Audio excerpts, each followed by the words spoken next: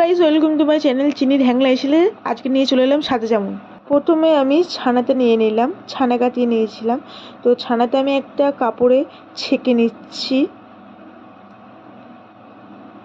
আমি এইভাবে ভালো করে জল ঝরিয়ে ছেঁকে নেবো। তো তোমরা কেমন আছো জানিও আমাকে সবাই। তো ছানাতে ছাড়ানো হয়ে গেছে, দেখতেই পাচ্ছ কীভাবে ঝরঝর হয়েছে। এবারে একটা পাত্রের মধ্যে নিয়ে ভালো করে মিহি করে নেবো, যেন কোনো না থাকে। তারপর গরম করা বসিয়ে তাতে দুধ দিয়ে দিলাম, আমি লিকুইড দুধ।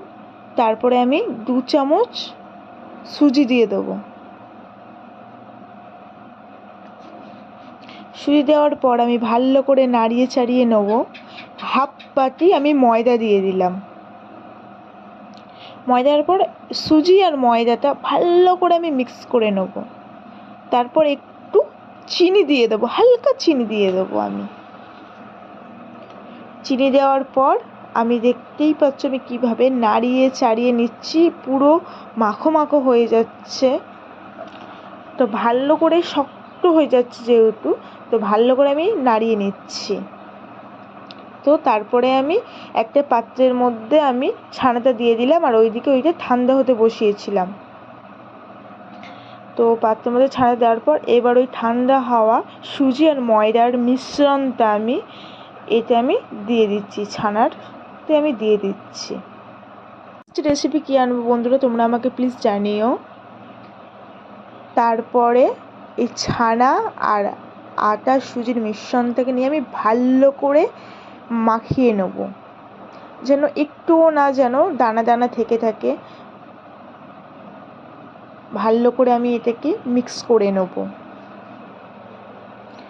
আর আমার রেসিপিটা তোমরা একবার ঘরে বানিও, কেমন হয়েছে জানিও কমেন্টে। আর দেখতেই পাচ্ছ কীভাবে আমি মিক্স করে নিয়েছি, পুরো মিহি হয়ে গেছে। তারপরে এইভাবে হাতে গোল গোল গোল গোল আমি পাকিয়ে নেব। এইভাবে আমি গোল করে নেব। দেখো বন্ধুরা, আমি এইভাবে গোল করে নিচ্ছি। এবার একটা সব গোলগুলো হয়ে গেছে, দেখতেই পাচ্ছ পুরো গোল হয়েছে আমি হাতের সাহায্যে। এবার আমি কড়াই বসিয়ে দিয়েছিলাম, তো জলটা গরম হতে আমি চিনি দিয়ে দিলাম। দিয়ে আমি এই একে একে আমার বানিয়ে রাখা মিষ্টিগুলো আমি ছেড়ে দিচ্ছি একটার পর একটা। দেখতেই পাচ্ছ আমি ছেড়ে দিচ্ছি একটার পর একটা।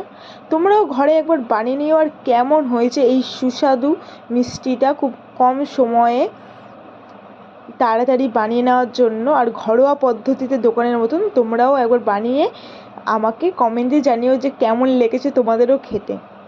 তো আমি ছেড়ে দিলাম একটার পর একটা সবগুলো, দেখতেই পাচ্ছ। তারপরে হালকা নাড়াচাড়া করে নিলাম। দেখো কীরকম হয়ে এসেছে, পুরো অসাধারণ, কিছুটা রসমালাইয়ের মতন খেতে লাগবে।